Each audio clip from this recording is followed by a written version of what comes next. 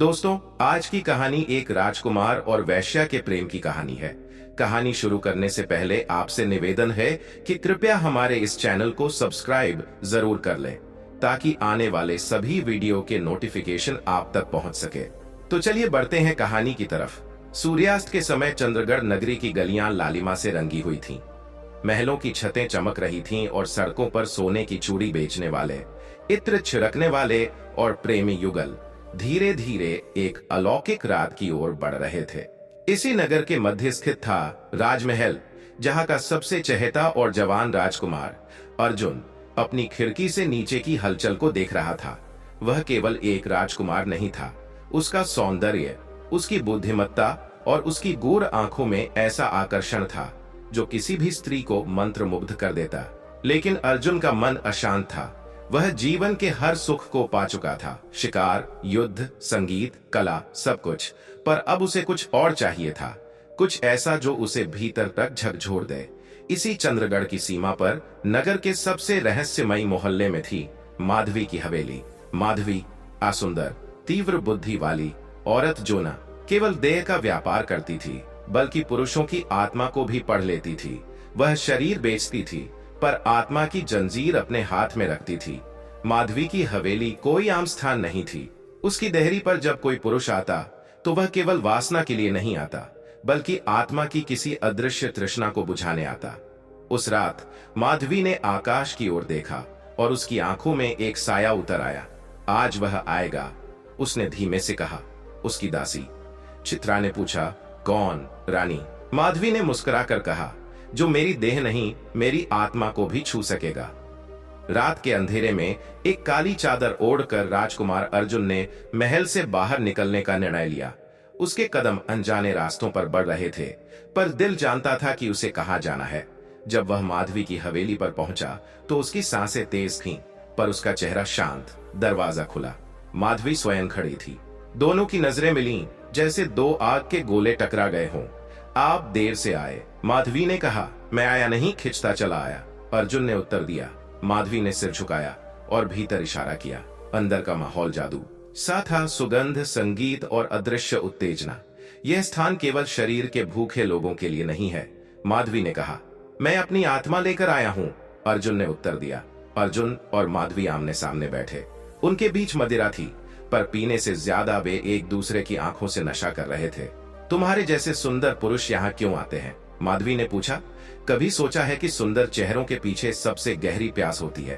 अर्जुन बोला। माधवी उसकी ओर झुकी। उसकी सांसें अर्जुन की गर्दन पर महसूस हो रही थीं, लेकिन वो उसे छू नहीं रही थी, केवल महसूस करवा रही थी। तुम्हें देह चाहिए? मुझे देह चाहिए, लेकिन उस देह में छुपी कहानी भी चाहिए। माधवी मुस्कुराई। तुम पहले पुरुष हो जिसने मुझसे यह मांगा। फिर उसने अपना रेशमी दुपट्टा ढीला किया और अर्जुन के सामने आई। उसकी चाल धीमी पर उद्दीपन से भरी थी। उसने अर्जुन की हथेलियों को छुआ और उसकी उंगलियों को अपने होठों तक ले गई। अगर मैं तुम्हें छू लूं तो क्या तुम बच सकोगे? नहीं, अर्जुन ने धीमे से कहा। मैं चाहता ही हूं कि मैं न बच सकूं। उनके होठों के बीच फासला कम होता गया। एक पल के लिए सब कुछ थम गया। हवाओं में खामोशी, कमरे में लालटेन की धीमी रोशनी और दो शरीरों की धड़कनों की टकराहट। लेकिन जैसे ही माधवी ने अर्जुन के सीने पर अपना हाथ रखा, कुछ हुआ। अर्जुन की सांस अटक गई। यह स्पर्श कुछ अलग है, अर्जुन ने कहा। माधवी ने उसकी आंखों में देखा। मैं केवल वासना नहीं देती अर्जुन, मैं आत्मा का दरवाजा खोल देती हूँ। और तभी अर्जुन को एक अजीब दृश्य दिखा। वो किसी और जीवन में था, किसी और समय में। उसकी बाहों में माधवी नहीं, कोई और स्त्री थी। शायद वो और माधवी पहले भी मिल चुके थे, जन्मों पहले। अर्जुन पीछे हट गया। ये क्या था? तुम देख चुके हो जो आम आदमी नहीं देख सकता, माधवी ने धीमे से कहा। हम पहले भी मिले थे। कब? वो एक और जन्म था, जहां मैं एक रानी थी और तुम मेरा सेवक। हम एक दूसरे को छू नहीं सकते थे, पर इस जन्म में वो उसकी ओर बढ़ी और इस बार उनके बीच कोई संकोच न था। होंठ मिले, सांसें उलझीं, देहों की गर्मी ने सीमाएं तोड़ी। पर यह केवल एक शारीरिक मिलन नहीं था, ये दो आत्माओं की पुनर्मिलन था। लेकिन जैसे जैसे रात गहराती गई, अर्जुन को कुछ असहज महसूस होने लगा। उसे लगा जैसे कोई उसे देख रहा है। हवेली के बाहर किसी की परछाई थी। माधवी ने महसूस किया। वो आ गए, उसने कहा। कौन? वो जो नहीं चाहते कि हम साथ रहें, वो जो हमारी कहानी को अधूरा रखना चाहते हैं। अर्जुन ने दरवाजा खोला। बाहर कोई नहीं था, पर हवा में किसी खतरे की गंध थी। वह पीछे मुड़ा। माधवी उसकी आंखों में देख रही थी। अगर तुम सच में मुझे चाहते हो, माधवी बोली, तो इस कहानी को पूरा करने के लिए तुम्हें बहुत कुछ त्यागना पड़ेगा। राजकुमार अर्जुन के भीतर कुछ टूट चुका था और कुछ नया जन्म ले चुका था। माधवी के पास बिताई वह रात उसके जीवन की सबसे कामुक, सबसे रहस्यमयी और सबसे गहराई भरी रात थी। लेकिन जैसे ही सुबह की किरणें हवेली की दीवारों पर पड़ी, हवेली की दीवारें मानो और भी ठंडी और भी रहस्यमयी हो गईं। मुझे जाना होगा, अर्जुन ने कहा। उसके स्वर में उलझन थी। माधवी ने सिर झुकाया, लेकिन उसकी आंखों में कोई दुख नहीं था। जाओ, उसने कहा, लेकिन याद रखना, जब शरीर छूता है तो प्यास बढ़ती है, और आत्मा जब छू जाए तो लौटना संभव नहीं होता। अर्जुन बाहर निकल गया, लेकिन हर कदम के साथ उसकी पीठ पर माधवी की नजरें जलती रहीं। वो जानता था, यह कोई सामान्य स्त्री नहीं थी, न ये कोई आम मिलन था। महल लौटते ही अर्जुन को पता चला कि उसका गायब होना एक राजनीतिक संकट खड़ा कर चुका है। राजा वीरेंद्र, उसके पिता, पहले ही इस बात से चिंतित थे कि अर्जुन विवाह के नाम से दूर भागता था। अब जब ये पता चला कि वह रात्रि में महल छोड़कर कहीं जाता है, तो दरबार में सरगर्मी बढ़ गई। तुम्हारा कोई और प्रेम है? महारानी गौरी ने पूछा। महारानी गौरी ने पूछा। अर्जुन ने उसकी आंखों में देखा, फिर धीमे से कहा, हाँ, पर यह प्रेम नहीं, कुछ और है, कुछ जो देह से शुरू हुआ पर आत्मा को जकड़ चुका है। रानी उसकी बातों को समझ नहीं पाई, पर उसकी नजरों में एक बेचैनी साफ दिख रही थी। उसी शाम एक गुप्तचर अर्जुन के पास आया, रघु, जो उसके खास जासूसों में से था। मालिक, आप जिनके पास जा रहे हैं, वह माधवी साधारण नहीं है। क्या मतलब? उसके विषय में नगर में बहुत अफवाहें हैं। कुछ कहते हैं वह एक तंत्रिका है, कुछ कहते हैं वह पिछले जन्म की अप्सरा है, और कुछ कहते हैं कि जो उसके पास जाता है वह लौट तो आता है, पर अधूरा होकर। अर्जुन मुस्कुराया। तब मैं ही वह पहला व्यक्ति बनूंगा जो अधूरा नहीं, पूर्ण होकर लौटेगा। उधर माधवी अपनी दासी चित्रा के साथ बैठी थी। हवेली के एक गुप्त तखाने में एक पुराना संदूक खोला जा रहा था। उसके भीतर थीं कुछ चिट्ठियां, कुछ गहने और एक ताम्रपत्र, जिस पर कुछ संस्कृत में लिखा था। यह देखो चित्रा, माधवी बोली, यह वह शपथ है जो मैंने पिछले जन्म में ली थी। चित्रा ने कांपते हुए कहा, क्या अब समय आ गया है? हाँ, अर्जुन ने मुझे छूकर वह ताला खोल दिया है जो जन्मों से बंद था। अब मैं अपना स्वरूप भूल नहीं सकती। पर रानी, क्या वह जानता है कि आपने वास्तव में कौन सी शक्ति को जगाया है? अभी नहीं, माधवी ने गहराई से कहा, पर जल्द ही जान जाएगा, और तब उसे तय करना होगा कि वह मुझे चाहकर भी अपने पास रख सकता है या नहीं। तीसरे दिन रात को अर्जुन फिर माधवी की हवेली पहुंचा। इस बार वह चुप था, लेकिन उसकी आंखों में ललक और गहराई दोनों थे। तुम लौट आए, माधवी बोली। न लौटता तो खुद को खो देता, अर्जुन ने उत्तर दिया। इस बार वे कोई शब्दों में उलझे नहीं, देहें सीधे एक दूसरे से मिली, जैसे सदियों से इंतजार कर रही थीं। माधवी ने इस बार स्वयं को पूरी तरह अर्जुन को सौंप दिया, न सिर्फ शरीर बल्कि वह ऊर्जा भी जो उसके भीतर छिपी थी।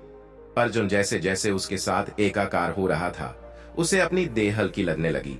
उसकी चेतना फैल रही थी। माधवी ने आंखें बंद की और एक मंत्र फुसफुसाया, और फिर अर्जुन ने देखा स्वप्न जैसा दृश्य। दोनों एक जंगल में थे, जहां वह एक युद्ध से घायल होकर गिरा था, और माधवी एक साध्वी के रूप में उसकी देखभाल कर रही थी। वो वही आत्मा थी, वही आंखें, वही स्पर्श। हम जन्मों से एक दूसरे को ढूंढ रहे हैं, माधवी ने उसके कान में कहा। और इस बार अगर हमें जुदा किया गया तो हम सब कुछ जला देंगे। महल में सब कुछ ठीक नहीं था। राजा वीरेंद्र के सलाहकारों ने अर्जुन की गतिविधियों पर निगाहें और कड़ी कर दी थीं। उधर कुछ ब्राह्मणों ने रानी गौरी से कहा कि माधवी के संपर्क में रहकर राजकुमार पर कोई काला जादू हो सकता है। वह स्त्री केवल शरीर नहीं छूती, आत्मा में विष घोल देती है, एक ब्राह्मण बोला। राजा ने अर्जुन को बुलाया। अगर वह स्त्री तुम्हारे लिए सब कुछ है, उन्होंने कहा, तो उसे महल में लाओ। मैं स्वयं निर्णय करूंगा कि वह इस राज्य की रानी बनने योग्य है या नहीं। अर्जुन चौंक गया। यह आपकी आज्ञा है? नहीं, राजा ने कहा। यह आपकी अग्नि परीक्षा है?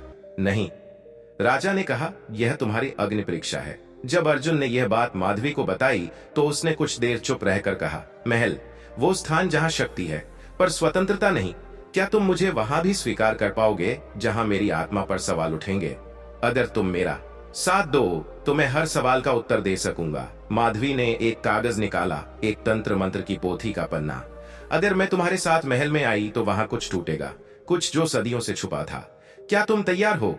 अर्जुन ने बिना झिझक कहा, हाँ हाँ। रात को जब अर्जुन हवेली से निकल रहा था, उसने पीछे मुड़कर देखा। हवेली की छत पर एक छाया खड़ी थी, लंबी, दुबली, काली आंखों वाली। वह माधवी नहीं थी। वह परछाई फुसफुसाई जो एक स्त्री की आत्मा को बांधना चाहता है, उसका विनाश तय होता है। अर्जुन कांप गया। यह क्या था? उसने वापस भीतर जाकर माधवी से पूछा। माधवी की आंखें सूनी थीं। अब समय आ गया है, उसने कहा। अब अगला चक्र शुरू होगा। राजकुमार अर्जुन ने जब अपने पिता के आदेश पर माधवी को महल लाने का निर्णय लिया, तब चंद्रगढ़ की हवाओं में अजीब बेचैनी फैल गई। आम जनता में कानाफूसी शुरू हो गई। राजकुमार एक वैश्या से विवाह करेगा। दरबारी असमंजस में थे और रानी गौरी गहरे द्वंद्व में, लेकिन अर्जुन अडिग था। माधवी जब महल में प्रविष्ट हुई तो वह कोई सामान्य स्त्री नहीं लगी। रेशमी काले वस्त्र, माथे पर चंद्राकार तिलक और आंखों में एक ऐसी अग्नि जो सामने वाले की आत्मा पढ़ ले। महल के द्वार पर कदम रखते ही जैसे कोई अदृश्य कंपन उत्पन्न हुआ हो। राजा वीरेंद्र ने उसे दरबार में बुलाया। तो तुम वही हो? राजा ने कहा। उसकी आंखों में संदेह और मोह दोनों थे। हाँ, मैं वही हूं जो आपके बेटे के सपनों में नहीं, आत्मा में रहती है, माधवी ने विनम्र किंतु आत्मविश्वास से कहा। राजा ने मुस्कुराकर कहा, यदि तुम रानी बनना चाहती हो तो तुम्हें कुछ त्याग करना होगा। राजा जी, माधवी बोली, मैंने तो अब तक केवल त्याग ही किया है। अब कुछ पाने आई हूं, न केवल अर्जुन को बल्कि अपने उस भाग्य को जो मुझसे जन्मों से छीना गया है। सारे दरबारी सन्न हो गए। रानी गौरी के चेहरे पर भय की रेखाएं खिंच गईं। अर्जुन उस रात माधवी को महल की पुरानी लाइब्रेरी में ले गया। वहां एक पुरानी दीवार के पीछे एक तहखाना था, जहां एक राजवंशीय गाथा छुपी थी, जिसे केवल भावी राजा ही देख सकता था। माधवी ने दीवार पर हाथ रखा और एक श्लोक गाया। पूर्व जन्म रहस्य को जब वर्तमान छुए तो आत्माएं फिर बंध जाएं सत्य के दूते हुए। दीवार खुल गई। भीतर एक चित्र था। एक रानी, उसके पास एक सैनिक अर्जुन जैसा दिखता था, रानी माधवी जैसी। उस चित्र में नीचे लिखा था, दोष प्रेम का नहीं था, दोष समय का था। माधवी ने कहा, वह जीवन अधूरा रह गया। राजा ने मुझे जहर दे दिया था और तुम युद्ध में मारे गए थे, लेकिन प्रेम अधूरा नहीं मरता अर्जुन, वो लौटता है और अब हमने उसे फिर से जीवित किया है। अर्जुन ने उसके हाथ पकड़े। इस बार कोई हमें अलग नहीं करेगा। अर्जुन और माधवी ने महल के उस गुप्त कक्ष में शारीरिक मिलन किया, जहां सदियों से किसी का प्रवेश वर्जित था। उनके बीच कोई संकोच नहीं था। देह, आत्मा, प्रेम और तंत्र सब कुछ एक क्षण में एकाकार हो गया।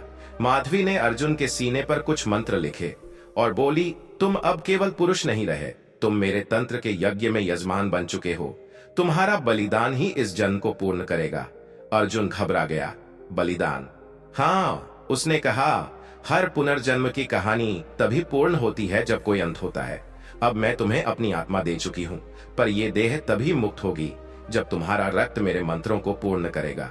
क्या तुम मुझसे धोखा कर रही हो? अर्जुन फुसफुसाया। माधवी की आंखों से आंसू बहने लगे। नहीं, यह धोखा नहीं, यह प्रेम की अंतिम परीक्षा है, और मैं भी तुम्हारे बिना जीवित नहीं रहूंगी। उधर दरबार में माधवी को रानी बनाने का विरोध तेज हो गया था। ब्राह्मणों ने राजा को चेतावनी दी, यह स्त्री देवी नहीं, दानवी है। वह तांत्रिक शक्तियों से राज्य को अपने वश में करेगी। राजा ने सेना भेजी माधवी को गिरफ्तार करने के लिए, लेकिन जब सिपाही उस गुप्त कक्ष तक पहुंचे तो भीतर का दृश्य भयानक था। कमरे में लाल ज्योति फैल चुकी थी, दीवारें कंपन कर रही थीं। अर्जुन भूमि पर अचेत पड़ा था। उसके सीने पर तंत्र मंत्र जले हुए थे। माधवी उसकी गोद में बैठी थी और जोर जोर से कुछ संस्कृत में जप रही थी। तुम उसे नहीं छू सकते, वह चीखी, पर सैनिकों ने अर्जुन को खींच लिया। माधवी ने चीखते हुए एक आखिरी मंत्र बोला। एक तेज प्रकाश हुआ और सब कुछ शांत हो गया। अर्जुन कई दिनों तक अचेत रहा। जब उसकी आंखें खुलीं तो वह अपने कक्ष में था, लेकिन माधवी कहीं नहीं थी, न हवेली में, न महल में, न नगर में। कोई नहीं जानता कि वह कहां गई। रानी गौरी ने उसे बताया कि माधवी ने अपने प्राण त्याग दिए। तुमने मुझे धोखा दिया। अर्जुन फूट फूट कर रोया। नहीं पुत्र, रानी ने कहा, उसने तुम्हें मुक्ति दी है, उसने तुम्हें मोक्ष दिया। अर्जुन खड़ा हुआ, उसका चेहरा शांत था। उसने सब छोड़ दिया, राजपाट, धन, वैभव। वह साधु बन गया और हिमालय की ओर चला गया, जहां प्रेम केवल आत्मा से होता है, देह से नहीं। कई वर्षों बाद एक बर्फीली रात में अर्जुन ध्यान में था।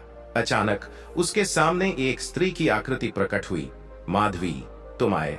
अर्जुन ने कहा, तुमने मुझे पहचाना? वह मुस्कुराई। जन्मों से और मृत्यु के बाद भी मैं तुम्हारा इंतजार कर रही थी, इस क्षण के लिए, माधवी बोली। दोनों ने एक दूसरे की आंखों में देखा। यह कोई वासना नहीं थी, कोई तड़प नहीं थी। यह एक परिपूर्ण मिलन था, जहां देह समाप्त हो चुकी थी, केवल आत्मा बची थी। अब हम पूर्ण हैं, अर्जुन ने कहा, और दोनों आकृतियां एक ज्योति में बदल गईं। मित्रों, हमारी आज की कहानी यहीं समाप्त होती है। हमें उम्मीद है कि आपको यह कहानी पसंद आई होगी। अगर कहानी ने आपके दिल को छू लिया हो तो कृपया इस वीडियो को लाइक करें और हमारे चैनल को सब्सक्राइब करना न भूलें। हम फिर मिलेंगे एक नई कहानी के साथ। तब तक के लिए नमस्कार।